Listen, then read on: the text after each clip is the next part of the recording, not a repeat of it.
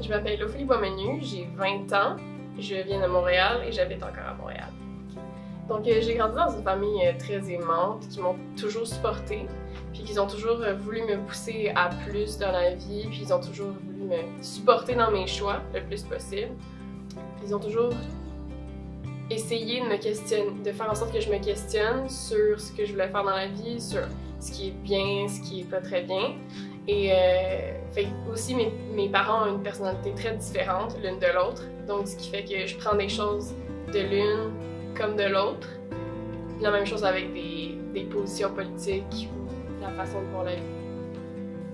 Mes souvenirs d'enfance qui sont les plus marquants, je dirais, ça serait à ce qui était à l'époque le chalet familial. Puis c'était sur le bord de l'eau, ça s'appelle Lavaltrie, la ville en fait. Puis c'est sur le bord du Saint-Laurent, puis on était là, on passait nos étés là-bas. Il y avait des hamacs, puis on était en famille. Il y avait mes cousins et cousines à peu près du même âge que moi. Puis on se déguisait, on allait dans une chaloupe, une vieille chaloupe que mon grand-père avait construite. On se déguisait, on jouait aux pirates ou peu importe, on allait faire des balades en kayak, puis c'était super agréable de passer autant de temps en famille. Je considère que j'ai une belle enfance parce que je pense que j'étais heureuse. J'étais pas très difficile. J'étais très têtue par contre. Fait qu'il y avait certaines confrontations, vu que j'avais une forte personnalité que j'ai encore aujourd'hui. Mais je pense que, c'est ça, comme mes parents disent, j'ai été un enfant facile, je pleurais pas pour rien. Je faisais pas vraiment de crise. Puis ben aussi j'étais enfant unique, fait que j'étais très contente d'être dans mon environnement puis d'être laissée à mon imagination. Puis contrairement aux enfants d'aujourd'hui, dont les parents essayent toujours de les stimuler, puis toujours leur faire quelque chose, mais quand moi je m'ennuyais, mes parents me disaient ben trouve-toi quelque chose, va t'amuser, va dans ta chambre, fais aller ton imagination, parce que c'est dans ces moments-là que tu te dis ben je m'ennuie, puis après ça ben là tu trouves quelque chose à faire, puis finalement ben tu t'ennuies plus. C'est ce qui a un peu formé, je pense, la personne que je suis aujourd'hui, que je peux pas vraiment m'ennuyer parce que je me trouve rapidement quelque chose à faire. Il n'y a pas grand-chose qui me nuit ou qui m'a aidé au passage de l'enfance à l'âge adulte, parce que je pense que j'ai réussi à apprendre le bien, puis essayer de tasser les mauvaises habitudes. J'ai déjà vécu de l'intimidation au primaire. J'en ai vécu brièvement au secondaire. C'était majoritairement parce que j'avais une personnalité originale ou spéciale, parce que j'avais les cheveux gras un peu, puis j'étais pas super cute, puis je m'arrangeais pas pour être à mon meilleur non plus. Je portais pas une très grande attention à mon apparence, mais les autres avaient l'air de porter une grande attention, ce que je trouve un peu inutile. Mais oui, j'ai subi de l'intimidation. J'ai réagi face à l'intimidation en allant voir mes parents. J'en avais parlé avec mes parents. Ma mère a réagi face à ça. Elle était intervenue dans la cour d'école par rapport à un garçon qui m'intimidait. Le garçon s'est calmé beaucoup, mais généralement, j'allais voir l'autorité, c'est-à-dire comme le personnel de mon école primaire. Je suis allée voir les éducatrices qui étaient présentes. Je suis allée voir la directrice en tant que telle. Et puis, à chaque fois, ça me disait « Ah, mais là, faut que tu te calmes un peu, t'exagères sûrement, c'est les deux côtés qui sont pas bien dans l'histoire. » Ou encore, j'allais voir la directrice, puis j'amenais un témoin qui avait été là lors d'une insulte, puis on me disait « Ah non, on peut rien faire, on n'était pas là, on peut pas réagir. » Même s'il y avait des campagnes qui étaient contre l'intimidation, où on en voit encore aujourd'hui, je vois ça puis je trouve ça ridicule parce que moi, j'ai été victime d'intimidation, puis le personnel n'a jamais réagi, peu importe c'était quoi l'excuse. Sauf une fois où j'ai vu un garçon se faire intimider au secondaire, souvent dans des classes, parce qu'il était souvent tout seul, il était un peu nerd comme on pourrait dire. Puis je suis allée voir c'était un professeur qui agit comme directeur momentanément, puis lui il a réagi face à ça. Mais à part ça, c'est jamais rien passé avec l'autorité suprême. Les cicatrices psychologiques qui sont restées face à l'intimidation que j'ai subie ça a été très long pour moi d'avoir une relation correcte avec mon corps, parce que vu que j'étais un peu plus enrobée que les enfants de mon âge, que la moyenne des enfants de mon âge, je pourrais dire d'où est-ce que je me tenais, ben j'ai eu beaucoup beaucoup de difficultés à gérer ça. Puis ça a bien fini, on peut dire ça, puis j'ai eu de la chance de réussir à être satisfaite de mon corps puis à l'aimer plus rapidement que d'autres ont encore de la misère aujourd'hui. Quand j'ai eu les pensées suicidaires, quand j'étais au primaire, donc j'avais 8 ans peut-être, ce qui est quand même très jeune, j'en ai jamais parlé. C'était juste des pensées qui me venaient comme ça, j'étais dans la voiture puis mes parents étaient partis puis j'étais là, ah pourquoi est-ce que je pourrais pas boire du lave-glace ou je vais boire du lave-glace si il se passe telle chose ou telle chose se passe. Une espèce de superstition, mais je l'ai jamais fait. Quelque chose qui m'empêchait de faire quoi que ce soit à ce niveau-là, de réaliser mes pensées suicidaires, c'était de penser à mes parents. Parce que je me disais qu'étant enfant unique, je pourrais jamais faire ça à mes parents. J'aime trop mes parents pour leur faire subir ça. Parce que c'est tellement difficile pour des proches de s'en sortir, surtout quand t'as plusieurs enfants, t'as vécu une enfance avec quelqu'un, t'as vécu le passage de l'enfant à l'âge adulte, tu l'as vu grandir, fait que t'as partagé ces choses-là avec lui, mais quand il y a une personne qui disparaît, surtout quand c'est jeune, c'est toujours difficile, mais c'est aussi difficile de faire un adulte. Au secondaire, j'avais des pensées suicidaires. Comme j'ai dit, je suis pas allée jusqu'au bout parce que je pensais à mes parents.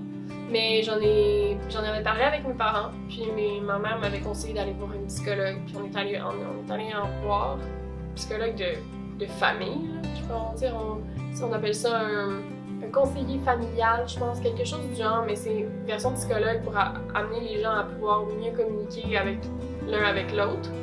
Et j'étais aussi allée voir un psychologue qui était juste à côté de mon école secondaire pendant mes cours, parce que j'avais pas le choix d'y aller pendant mes cours. Puis c'était aussi LSC, c'est un service gratuit pour les moins de 18 ans. Ça m'a un peu aidée parce que j'avais tout le temps l'impression d'être en dehors de mon corps, de flotter, puis de pas ressentir les choses physiquement, j'avais pas l'impression d'être présente. Puis il m'a aidé un peu à réaliser ça, mais je pense que j'aurais été mieux avec un autre psychologue que celui que j'avais. J'ai déjà fait subir de la méchanceté gratuite à une fille à mon secondaire. Qui était très spéciale, qui à mon avis devait avoir des problèmes psychologiques, puis elle cherchait beaucoup l'attention envers tout le monde.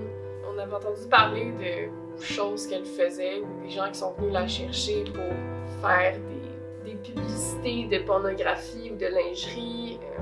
Je pense qu'elle avait pris beaucoup de substances qui devaient avoir alterné son jugement. Puis moi, j'étais plus capable de la supporter parce que elle me parlait sans arrêt, comme quoi son frère était son copain, mais que finalement ça l'était pas, puis que son meilleur ami sortait de prison parce qu'il avait battu une fille à mort, mais finalement elle était pas morte, puis elle en rajoutait des couches et des couches et des couches et des couches, puis moi je me suis dit pour la Saint-Valentin, ça va être drôle de faire une petite blague, et je le regrette énormément. C'était pas dans un but, ça la concernait même, ben ça la concernait, mais c'était pas, j'ai mis son nom nulle part, puis je suis pas allée la voir directement. Ça l'a affecté indirectement en fait. Mais c'était pas dans un but de lui faire mal ou de la mettre mal à l'aise. On devait même pas. C'était pas censé la concerner en fait. Mais ça l'a affecté. Puis je le regrette. Je pense que c'est un des seuls regrets que j'ai en fait. Ben, je voudrais demander pardon peut-être à cette fille-là qui méritait pas ce que j'ai fait, même si par la suite elle a réagi très fortement. Genre, elle voulait me tuer ou elle voulait me battre à mort. Puis, il y a ça. Mais il y a aussi mes grands-parents. Parce que quand une personne vieillit, les gens ont tendance à s'éloigner un peu. Quand on est jeune, parce que j'ai des grands-parents qui étaient à un âge quand même avancé tout au long de mon enfance, ce qui fait que je les ai pas vraiment... Ben, je les ai connus, mais quand ils étaient des jeunes à un âge très avancé. Puis quand tu vois tes grands-parents vieillir, puis avoir une santé qui se dégrade, comme par exemple avec l'Alzheimer ou ce genre de choses, c'est très difficile pour un enfant d'aller voir ses grands-parents. Puis parce que tu te confrontes à ça étant jeune, mais ces gens-là se sentent seuls. Puis je regrette, puis je leur demande pardon de ne pas avoir été là pour venir les voir plus souvent parce que c'était trop difficile pour moi, puis c'était un peu égoïste de ma part. Et je me sens pas vraiment incomprise dans la vie en général parce que je cherche toujours à discuter avec les autres pour faire comprendre mon point de vue. Puis même si au début ça prend beaucoup de temps avant de se faire comprendre, comme par exemple avec un individu avec lequel t'es pris pendant un long moment, t'es obligé de vivre avec cette personne-là constamment, ben à un certain moment donné, vous aurez pas le choix de communiquer, que ce soit vos parents, vos colocataires, un membre de votre famille. Ben il y a un moment où il y aura pas, ça va être obligé qu'il y ait une forme de communication. Puis moi, ce qui m'est arrivé, c'est que je me suis sentie incomprise étant jeune, puis comme je pense n'importe quel adolescent. Puis c'est arrivé un moment où j'ai réussi à instaurer le dialogue. Et à partir de ce moment-là, j'ai eu de la difficulté à me sentir incomprise. Je suis fière de la personne que je suis aujourd'hui parce que je pense que j'ai traversé beaucoup de choses. Parce que je pense que j'essaie de voir le positif dans la vie, le plus possible en tout cas, du mieux que je peux. Et ben, il y a toujours moyen de s'améliorer, mais je pense que d'essayer constamment, je pense que c'est quelque chose dont je suis fière de la personne que je suis aujourd'hui. J'ai pas vraiment de rêve. C'est quelque chose de difficile à assumer. C'est difficile de dire. Les gens ils réagissent en disant ben voyons non, ça se peut pas, c'est sûr que t'en as un. Mais je le sais pas. Je sais pas quel rêve je pourrais avoir dans le contexte où il y aurait pas de limite d'argent ou de temps. Je dirais comme tout le monde voir le monde, mais encore là, même si j'en avais la possibilité, sûrement que j'aurais trop la chienne d'aller voir ailleurs. Trop loin, d'aller voir autre chose, de se dire ah mais là, si je vais dans ce pays-là, les règles ils sont pas les mêmes, c'est-à-dire que si je m'en vais dans un bar, ben il y a des choses qui peuvent se passer, qui auraient moins de chances que ça se passe au Canada, j'aurais moins de chances de me faire suivre à Montréal par un homme que dans un pays autre que le mien. Le choc de culture un peu, le fait d'aller voir ailleurs, d'être tout seul, en voyage. Mais bref, non, j'ai pas vraiment de rêve. J'aimerais que les gens autour de moi comprennent davantage mon désordre. Je suis quelqu'un qui fonctionne dans le désordre et même si j'essaye d'être plus ordonnée, même si je me fais des listes, même si je prépare mon sac à dos, mon manteau la veille, mon lunch, peu importe, je vais en oublier. Puis je vais oublier mes bas, puis je vais oublier ma brosse à dents, puis j'oublie toujours quelque chose, peu importe ce que je fais. Ma chambre est en désordre parce que juste avant de partir, faut que je me trouve un chandail, fait que là, je vire tout à l'envers parce que j'ai pas le temps. Puis c'est un peu difficile pour les autres de vivre avec ça, peu importe, je pense qui on est. Il y a toujours cette confrontation-là de désordre puis ordre. Mais je m'améliore, je pense. Quelque chose qui me complexe, psychologiquement, ça serait ma capacité de juger, même si je le dis pas à haute voix. J'ai comme une petite banque de données dans ma tête dans laquelle je classe les gens de par leur apparence. Puis le pire, c'est que où est-ce que je classe une personne, ça donne souvent que j'ai raison. Je pense que c'est arrivé une fois où la personne était pas dans la bonne fiche. Mais fait que c'est un peu énervant parce que dans ta tête, tu vois quelqu'un arriver puis tu te dis « Ok, je comprends sa personnalité tout de suite, je la classe. » C'est une mauvaise habitude parce que les gens sont pas un tableau vierge. Puis aussi, une autre chose avec laquelle je suis complexée, ça serait d'être complexée en fait. Comme par exemple, si on va se magasiner des vêtements, on va dans le magasin puis on s'achète des vêtements, on le sait très bien que les tailles sont différentes, que les magasins font exprès d'avoir des tailles plus petites ou qu'ils cherchent pertinemment une clientèle plus fixe qui est des personnes de petite taille. Mais même en sachant ça, on va essayer des vêtements puis on va se dire ben voyons donc, je suis bien grosse. Ou encore, je m'en vais dans des magasins puis je porte juste du extra large maintenant. Puis c'est pas faux, c'est vrai, je porte du large ou du extra large maintenant. Puis c'est énervant de se sentir complexé, même quand t'es à l'aise dans ton corps. c'est énervant d'être dans une cabine puis de pleurer à chaque fois que tu fais un essayage parce que tu te sens complexé. C'est vraiment l'enfer parce que tu te sens à l'aise avec ton corps, mais il y a ce complexe-là qui est tout le temps présent.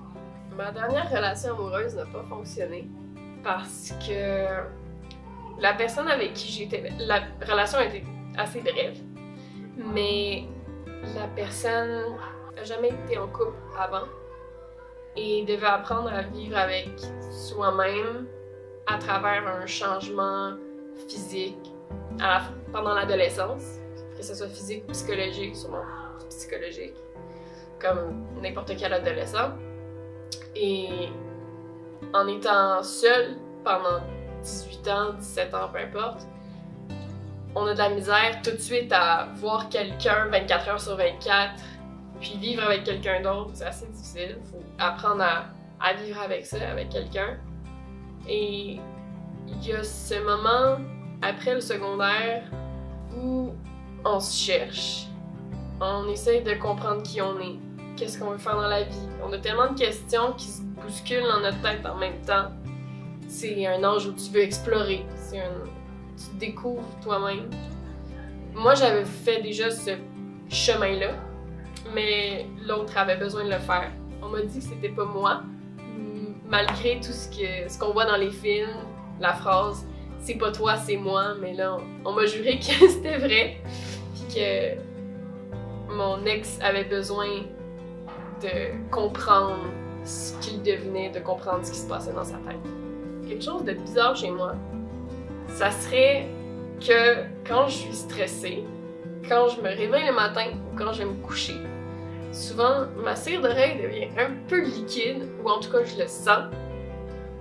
Puis je peux pas m'empêcher de vouloir me passer des Q-tips dans les oreilles, c'est vraiment l'enfer.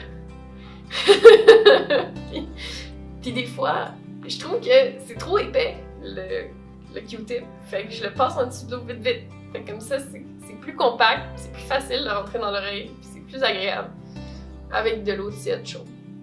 Quelque chose d'enfantin que je fais encore, ça serait juste l'attitude d'un enfant en général, d'être énervé, de sauter partout un peu, autant de pouvoir être calme, mais j'adore m'endormir au son de quelqu'un qui parle. Ou des petits bruits, comme du ASMR qu'on appelle. Mais j'adore me faire raconter des histoires pour m'endormir. J'adore ça.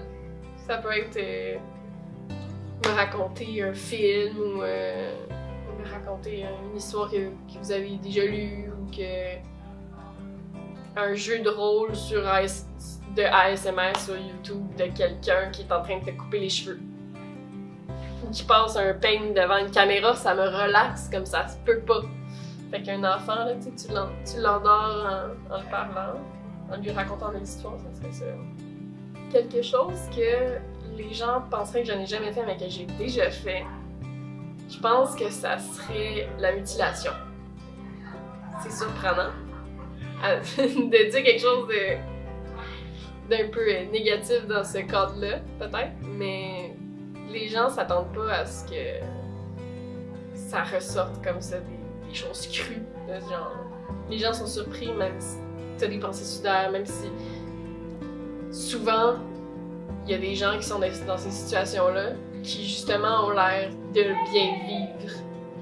Quand j'étais petite, je voyais les adultes loin au niveau temporel. Mais là, je suis pas mal dedans, je rentre dedans, j'ai pas vraiment d'argent de côté. Je pense pas que je pourrais m'acheter une maison un jour bientôt, là. J'ai pas un travail qui commence à 8h puis qui finit à 5h. Je suis pas satisfaite d'une vie quotidienne, répétitive. J'ai de la misère à être organisée à ce niveau-là. De se faire, ok, ben je vais me satisfaire de samedi faire de la bouffe. Ah, aussi ça, là, manger comme un adulte, je suis pas capable. Hier, je me suis dit, bon, ben je vais manger santé, puis hier encore, je me suis acheté un yogourt avec des petits bouts de Oreo à mettre dedans pour mon lunch santé. T'sais. Toute la journée, j'ai fait ça comme il faut. Puis après ça, je me suis allée au Jean Coutu pour m'acheter un câble de téléphone parce que je le trouvais plus. Puis j'avais envie de sac de chips. Fait que je me suis acheté un sac de chips. J'étais là, ben bravo championne, t'es pas capable de manger comme du monde pendant une journée. Tu sais, t'es là, bravo, bravo, bravo, yes, je suis fière de moi. J'ai mangé super bien santé toute la journée. Puis c'est difficile parce que personnellement, je préfère les chips là. Oui, c'est ça, manger comme un adulte, je suis vraiment pas capable. Vraiment difficile, vraiment difficile. Je pense que les gens devraient être plus créatifs puis apprendre à se débrouiller de leurs mains. Parce que, personnellement, moi, quelqu'un qui est pas capable de rien faire avec ses mains, ça me surprend tellement parce que je trouve que ça a pas de sens. Quand t'es pas capable de rien faire avec tes mains puis que t'achètes des choses à 100$, 200$, ça me dépasse. On a perdu ça, cette volonté de faire des costumes pendant une semaine pour son petit gars ou sa petite fille ou peu importe à quoi il s'identifie pour l'Halloween. Je comprends pas ça, comment les parents peuvent acheter des... Ben, sûrement parce qu'ils ont pas le temps, ou encore ils en ont le temps mais ils sont pas capables, mais je comprends pas les gens qui sont pas capables de mettre du temps dans les choses au lieu de l'acheter, même s'ils ont le temps. Ils préfèrent faire d'autres choses de plus productives. Je sais pas, ils sont pas capables de faire pause, de faire un tricot, de faire de la poterie, de la peinture, de coudre, de faire de la broderie, de lire, de dessiner, de... ce que tu veux, mon gars. Mais ça me dépasse. Les gens aujourd'hui, ils veulent pas mettre du temps là-dedans. C'est des choses que je trouve plates. Tu sais, j'arrive à un party, là, pis je suis toute habillée, là, je suis costumée comme ça se peut pas, là, j'ai fait mes recherches, j'ai fait des pantalons avec des draps. Pis y a des gens qui se sont achetés des cornes. Ou qui s'en vont dans un magasin pis s'achètent un chandail d'arbitre pis sont comme je suis un arbitre. Come on! Come on! Tu peux faire mieux que ça, là. T'as plus de temps que moi, là. Puis j'ai réussi à faire quelque chose de A à Z. Les gens sont plus créatifs. Voilà.